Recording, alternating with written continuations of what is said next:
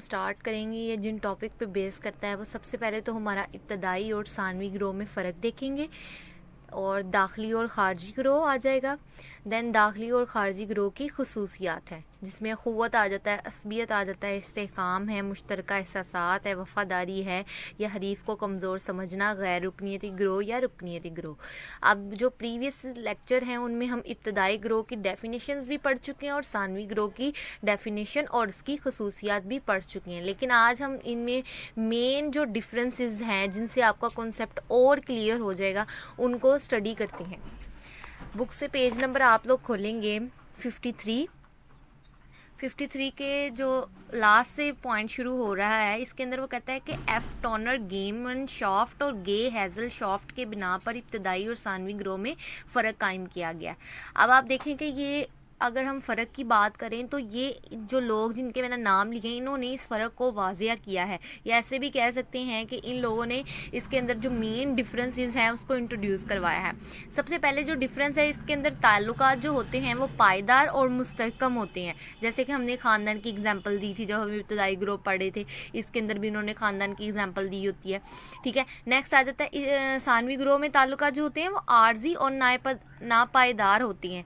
ठीक है, जैसे अगर आप एक ऑर्गेनाइजेशन में काम कर रहे हो, वहाँ से आप छोड़ के नेक्स्ट ऑर्गेनाइजेशन में चले जाते हो, तो वहाँ पे जो आपके ताल्लुकात एक ऑर्गेनाइजेशन में बनते हैं वो आर्जी तौर पे बनते हैं। अगर आप वहाँ से जॉब छोड़ देते हो तो वो ताल्लुकात आपके वहाँ पे भी ख़त्म हो सकते हैं। ठीक है, नेक्स्ट आ जाता है ताल्लुकात ज़ाती, गहरे और जज्बाती नोयत के होते हैं आपकी अपनी फैमिली के साथ, लेकिन अगर आप वर्किंग सिचुएशन पे काम कर रहे हो तो वहाँ पे आपके ताल्लुकात सरसरी और गैर जज्बाती होती हैं। थर्ड जो पॉइंट आ जाता है उसमें अंदर उन्होंने कहा कि यहाँ पे आपके ताल्लुकात जो होते हैं वो गैर रस्मी होते हैं और बेतकल्फाना होते हैं। बेतकल्फाना आप अपनी फैमिली के साथ अपने प्रॉब्लम्स, अपने मसाइल को डिस्कस कर सकते हो, जबकि सानवी ग्रोह के अंदर क्या होता है, ताल्लुकात जो होते हैं वो आपके तकल्लुफाना नहीं होते और रस्मी नोयत के होते हैं। ठीक है, अब इसके अंदर उसने कहा तकल्लुफाना नहीं होते, इसके अंदर ताल्लुकात और रस्मी नोयत के होते हैं, मतलब according to rules and regulation, यानी काम से काम वाली बात आपने रखनी है उनके साथ। नेक्स्ट 4 पॉइंट के अंदर वो कहता है इस ग्रोह में हम नोई का एहसास पाया जाता है। हम नोई से मुराद यानी अफराद अपने आप को ग्रोह का हिस्सा समझते हैं। और इसी तरह सानवी ग्रोह के अंदर वो कहता है इस ग्रोह के ताल्लुकात में एक दूसरे के साथ वाबस्तगी का फुकदान पाया जाता है, मतलब आप एक दूसरे के साथ वर्किंग कंडीशन में काम तो कर रहे हो बट ताल्लुकात उस लेवल के नहीं होते जिस लेवल के आपके अपनी फैमिली के साथ होते हैं, या उनके साथ आपकी कोऑपरेशन या आपका कोऑर्डिनेशन उनके साथ बहुत ज़्यादा स्ट्रॉन्ग होता है। नेक्स्ट 5 पॉइंट के अंदर वो कहता है इस ग्रोह में ताल्लुकात की बुनियाद खलूस और मोहब्बत पर रखी जाती है। ठीक है, और जबकि सानवी ग्रोह में क्या है, इस ग्रोह में ताल्लुकात की बुनियाद ज़ाती मुफादात पे होती है, मतलब आपके काम के रिलेटेड आपके जो मुफाद होगा आप उनसे अपनी डिस्कशन करोगे, अदरवाइज आप उनके साथ कोई भी काम के अलावा कोई भी बात नहीं करोगे। हम नेक्स्ट पेज पे चलते हैं, उस पर नंबर 6 पॉइंट पे उन्होंने कहा है कि इब्तदाई ग्रोह अपने अफराद को ज़हनी और नफसियाती तहफ़्फ़ुज़ फराहम करता है, और जबकि सानवी ग्रोह के अंदर क्या है, ये ग्रोह अफराद को नफसियाती तहफ़्फ़ुज़ मुहैया नहीं करता, इन पर डिसिप्लिन आयद करता है और मौसर तौर पर फ़राइज़ सर अंजाम दिलवाता है। आप देखो कि अपनी फैमिली के साथ हम लोग हर तरह की डिस्कशन या अपनी प्रॉब्लम्स डिस्कस कर सकते हैं, हमारे मेंटल में, हमारे माइंड में क्या चीज़, उस चीज़ के अबाउट हमारे माइंड में क्या चल रहा है हम अपनी फैमिली से डिस्कस करते हैं। जबकि अगर सानवी ग्रोह में आप देखें तो उसके अंदर उन्होंने कहा कि इसके ऊपर इसमें डिसिप्लिन आपके ऊपर आयद किया जाता है, मतलब अगर आप according to rules and regulation नहीं चल रहे तो आपके ऊपर प्रेशर होगा, मतलब आप ऑर्गेनाइजेशन के अंदर आपने टाइम से आना है, टाइम से ही आपने वहाँ से लीव लेनी है, और जो ऑर्गेनाइजेशन की रूल्स एंड रिस्पॉन्सिबिलिटी है उनको आपने पूरा करना है टाइम टू टाइम।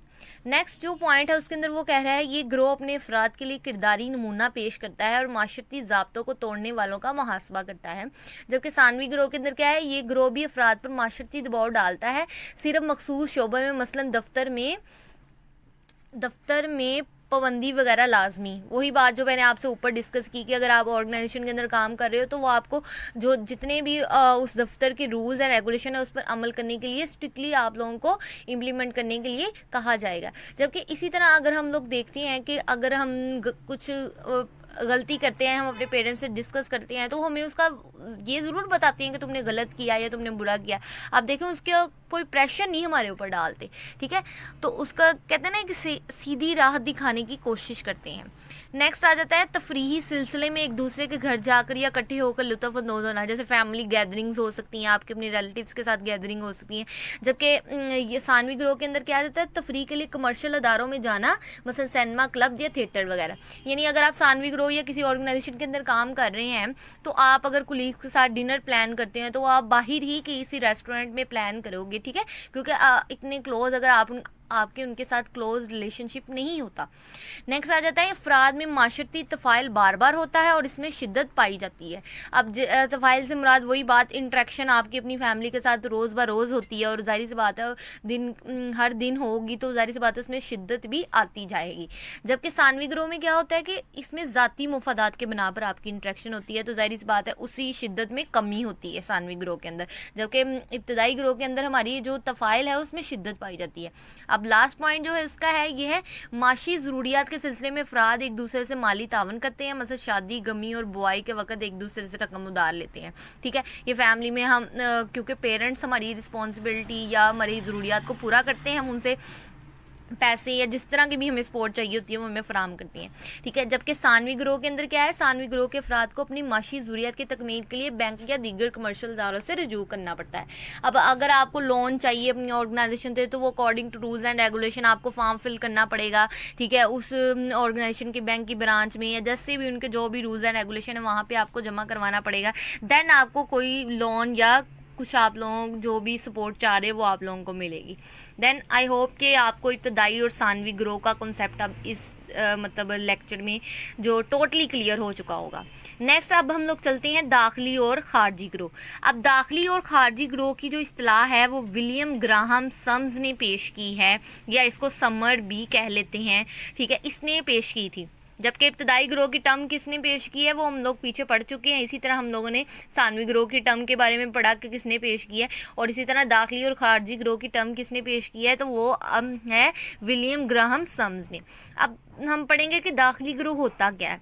अब देखिए कि सम्स के नज़दीक हर फर्द के लिए ऐसा ग्रोह जो उसका दाखिली ग्रोह होता है या जिसका वो खुद रुकन होता है या जिस ग्रोह में वो खुद शामिल होता है, ठीक है, वो उसका होगा दाखिली ग्रोह। अब जिसका वो रुकन नहीं है, ठीक है, तो इसी तरह मतलब वो कहते हैं, उसने एग्जांपल दी है कि कौमियत है, वतनीयत है, या एक ही शहर में बसने वाले अफराद, ठीक है। अगर हम पंजाब से बिलोंग करते हैं, हमारा शहर फैसलाबाद है, तो हम कहेंगे कि हम लोग फैसलाबाद सिटी से बिलोंग करते हैं, तो फैसलाबाद हमारा शहर है, ठीक है। बाकी शहर भी हम पाकिस्तान के ही हैं, बट जिस सिटी में या जिस सूबे के अंदर आप लोग रहते हैं उसके साथ आपकी एसोसिएशन बाकी सूबों या बाकी सिटी से ज़्यादा हो जाती है, तो वो आपका दाखिली ग्रोह हो जाता है। इसी तरह फेयर चाइल्ड के मुताबिक जो है उसने दाखिली ग्रोह की डेफिनेशन क्या की है वो पढ़ते हैं। दाखिली ग्रोह से मुराद ऐसा ग्रोह जिसमें अरकान को अपनाइयत का एहसास हो, इनमें हमदर्दी, ताउन, एहतराम, फ़िक्र के जज्बात को भी उभारे, उनको गैर अरकान के ख़िलाफ़ भी उकसाए। मसलन एक गांव से ताल्लुक़ रखने वाले अफराद, एक ही ज़ात बरादरी से ताल्लुक़ रखने वाले अफराद तो दाखिली ग्रोह के अरकान कहलाएंगे। यानी मैं पाकिस्तानी हूँ, अपवा कॉलेज या लाहौर मेरा कॉलेज है, तो यानी जिस भी सूबे से या जिस भी इंस्टीट्यूशन से या जिस भी कंट्री से आप लोग ताल्लुक़ रखते हैं तो वो आपकी अपनी हो जाती है कंट्री, या आप उसे बिलोंग करें तो आप कहोगे कि मेरा पाकिस्तान या मेरा कॉलेज या मेरी सिटी या मेरा प्रोविंस। इसी तरह दूसरे जो प्रोविंसेस हैं या दूसरे जो सिटीज़ हैं वो आपके लिए खारजी ग्रोह हो जाते हैं। अब नेक्स्ट जो है खारजी ग्रोह का कॉन्सेप्ट पढ़ लेते हैं, जिसको आउट ग्रुप भी कहा जाता है। अब इसने कहा है कि जाहिर सी बात है इन ग्रुप तो वही होगा या दाखिली ग्रुप तो वही होगा जिसका हम हिस्सा होते हैं, और खारजी ग्रुप वो होगा जिसका हम हिस्सा नहीं है, ठीक है। जैसे उसने कहा तुम्हारा शहर, तुम्हारा कॉलेज या तुम्हारा फ़िरका। इसी तरह फेयर चाइल्ड के मुताबिक उसने कहा ऐसा ग्रोह जिसका फ़र्द खुद रुकन ना हो और ऐसे ग्रोह के मतलब बात करते वक्त वो सीगाना गायब इस्तेमाल करता हो, सीगा गायब इस्तेमाल करता हो, ठीक है, जिसके मतलब इसे कभी भी अपनायत का इस्तेमाल ना हो। मतलब हम समटाइम इस तरह होता है कि किसी दूसरे की बात करते हुए हम उसको चिढ़ाने के लिए कोई और वर्ड्स इस्तेमाल कर देते हैं, ठीक है, उसको सीगा ही गायब कहते हैं, मतलब राज में बात रख के उसको चिढ़ाने के लिए कोई और वर्ड यूज़ कर देना उसके सामने, लेकिन बात उस इंसान की या उस शख्स की हो रही है। ठीक है, मसलन मुखालिफ सियासी पार्टियों से ताल्लुक़ रखने वाले अफराद, यानी अक्सर आप न्यूज़ पे देखते हो कि सियासी पार्टी के अरकान जो हैं वो आपस में अगर एक दूसरी पार्टी के बारे में बात कर रहे हैं तो उनका कोई मुकालमा या उनकी कोई बात उठा के तंज में दूसरी पार्टी को करने की कोशिश करते हैं। ठीक है, नेक्स्ट आ जाता है दाखिली और खारजी गिरोह की खसूसियात। अब सबसे पहले इसके अंदर है अखुवत। ठीक है, दाखिली गिरोह के अरकान में हमदर्दी, अपनायत और यकसा रवैये देखने को मिलते हैं। अगर आप एक गिरोह का हिस्सा हो तो जाहिर सी बात है आपकी जितनी भी हमदर्दी है या आपकी अपनायत है, आपकी कोऑर्डिनेशन है, उनके साथ आपका कोऑपरेशन है, वो अपने ग्रुप के साथ आपका ज़्यादा होगा अदर ग्रुप के अलावा। ठीक है, नेक्स्ट आ जाता है असबियत। अब देखेंगे असबियत के अंदर क्या होता है, हम अपना कल्चर, अपनी कंट्री, अपनी सोसाइटी को प्रेफरेंस देते हैं दूसरी सोसाइटी या दूसरे कल्चर या दूसरी कंट्री से। ठीक है, इसी के अंदर भी वही बात है। अब असबियत किस फैक्टर में आएगी कि दाखिली गिरोह के अरकान जो हैं वो अपने ही लोगों को या अपनी ही सकाफत को दूसरी सकाफत या दूसरे लोगों से बढ़तर समझेंगे, अपने आप को आला समझेंगे और दूसरों को थोड़ा कमतर समझेंगे। इसके असबियत के अंदर ये चीज़ आती है। नेक्स्ट आ जाता है इस्तेहकाम यानी सॉलिडारिटी। ठीक है, जिसको इत्तेहाद भी हम लोग कह सकते हैं। अब इसके अंदर वो कहता है दाखिली गिरोह में कौमी यकजहती और इस्तेहकाम का इन्हिसार खारजी गिरोह की हकीकी ताकत पर होता है। अगर खारजी गिरोह की जानिब से मुतवातर ताकत का इस्तेमाल या इसका खौफ कायम हो तो दाखिली गिरोह ज़्यादा मुनज़्ज़म और मजबूत रहता है। मिसाल के तौर पर उसने कहा कि पाकिस्तान ने एटमी धमाका हिंदुस्तान की धमकियों के नतीजे में किया और पूरी कौम ने इसके पुरजोर तायीद करके यकजहती और बाहमी तंजीम का सबूत दिया। ठीक है, अब ये भी एग्जांपल आप ले सकते हो, या आप एक और एग्जांपल आपकी एजुकेशन फील्ड से मैं दूं कि अगर आपको लग रहा है कि आपकी क्लास में बहुत सी लायक बच्ची हैं तो आपका कंपटीशन बहुत ज़्यादा टफ हो जाता है। आप बहुत ज़्यादा कोशिश करते हो, मेहनत करते हो और अपनी कहते हैं ना स्किल्स को इम्प्रूव करने की कोशिश करते हो ताकि आप उनसे अच्छे मार्क्स या एग्जामिनेशन में आप लोग उनसे बेटर परफॉर्मेंस दे सकें। ठीक है, नेक्स्ट अब चलते हैं नेक्स्ट पेज पे। अब नेक्स्ट पॉइंट जो है वो हमारा है हरीफ को कमज़ोर समझना। अब देखें कि जब दाखिली गिरोह के अरकान खारजी गिरोह के अरकान को कमज़ोर समझने लगे तो इनमें असबियत कमज़ोर पड़ जाती है और वो इंतशार का शिकार हो सकते हैं। अब यहाँ पे एक बात कि अगर आपकी परफॉर्मेंस अच्छी है, आप दूसरे इंसान को अपने आप से कमज़ोर समझ रहे हो, मतलब आप में असबियत का फैक्टर बहुत ज़्यादा है, ठीक है, तो वो आप इंतशार का शिकार भी हो सकते हो। ठीक है, नेक्स्ट आ जाता है मुश्तरका एहसासात। अब इसके अंदर वो कहता है कि दाखिली गिरोह के अरकान में मुश्तरका एहसासात और मशागिल पाए जाते हैं। उनकी सरगर्मियाँ, पेशे और दीगर माशरती उमूर तकरीबन एक जैसे होते हैं। अब देखें ना कि अगर आप एक ग्रोह का हिस्सा हैं, एक ही क्लास के स्टूडेंट्स हैं, तो आपके जो स्टडी पैटर्न है, अगर आपको एक ही टीचर पढ़ा रहा है तो आपका एक जैसा ही होगा और सरगर्मियाँ भी आपकी एक जैसी होंगी। उससे रिलेटेड अगर आपको टेस्ट मिला है तो वो भी आप एक ही टाइम पे एक ही टीचर को दोगे। ठीक है, इसी तरह खारजी गिरोह के अरकान में मुश्तरका एहसासात और मशागिल नहीं पाए जाते। अब देखिए ना, आपसे डिफरेंट अगर दूसरा ग्रोह है जो कि खारजी ग्रोह है, अब ज़रूरी नहीं कि आप जिस पैटर्न पे चल रहे हो या आपके टीचर के पढ़ाने का मेथड जो है, ज़रूरी नहीं है कि वो टीचर जो खारजी ग्रोह के क्लास को पढ़ा रहा है उसके पढ़ाने का मेथड भी सेम हो सकता है। ठीक है, नेक्स्ट आ जाता है वफादारी। दाखिली गिरोह के अरकान में वफादारी, इखलास और इश्तराक अमल पाया जाता है। मतलब इस किसानों की वो तंजीमें जो पानी के खाल की सफाई का काम करती हैं, या एक सियासी पार्टी जिसके अरकान की वफादारियाँ अपनी पार्टी के लिए वक्फ होती हैं, जबकि खारजी गिरोह के अरकान में वफादारी और क़ुव्वत का अमल नहीं पाया जाता। अब जाहिर सी बात है कि अगर आप जिस पार्टी या जिस भी गिरोह के हिस्सा हैं तो आप वफादारी आपका मेन फैक्टर होता है कि मैंने अपनी कॉलेज या अपनी सोसाइटी या अपने पाकिस्तान के लिए वफादारी दिखानी है, दूसरों के लिए दिखाएं ना दिखाएं। नेक्स्ट आ जाता है रुकनीयती गिरोह।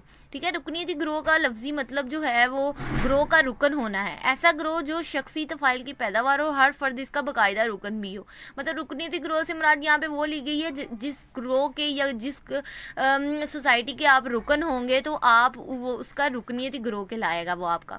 ठीक है, जैसे इन्होंने कहा कि फैसलाबाद में चनाब क्लब, ठीक है, अगर आपके पास चनाब क्लब की मेंबरशिप है तो आप कहोगे कि ये मेरा रुकनीयती गिरोह है चनाब क्लब। ठीक है, इसी तरह किसी सियासी पार्टी की रुकनीयत आपने ली हुई है तो आप उसको भी मेंशन कर सकते हो। ठीक है।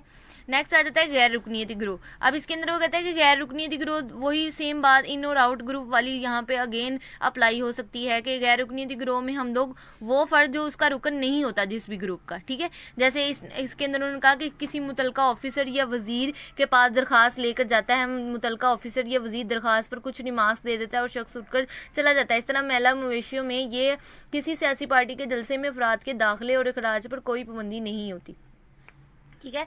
अब ज़रूरी नहीं कि अगर आप किसी भी यहाँ पे, उनके कहने का मतलब ये है कि अगर आप किसी पार्टी के जलसे में जा रहे हो तो वो आपका ज़ाहिर सी बात है गैर रुकनीयती गिरोह नहीं होगा। आप किसी और पार्टी से ताल्लुक़ रखते भी हैं तो आप उसके जलसे में चले जाते हो एम बस उनकी बातें सुनने के लिए, ठीक है, तो वो आपका गैर रुकनीयती गिरोह है, ठीक है। अब इसमें ये फ़ायदा होता है कि आपका जब दिल चाहे आप वहाँ पे जा भी सकते हैं और वापस आ भी सकते हैं। इसी तरह अगर आप किसी पार्क में चले जाते हो, ठीक है, इसी तरह आपकी मर्ज़ी है, आप जितनी देर वहाँ पे बैठोगे, अदरवाइज़ वहाँ से उठ के वापस आ जाओगे। आई होप आज का लेक्चर आप लोगों को अच्छे से अंडरस्टैंड हो गया होगा। ओके, अल्लाह हाफिज़।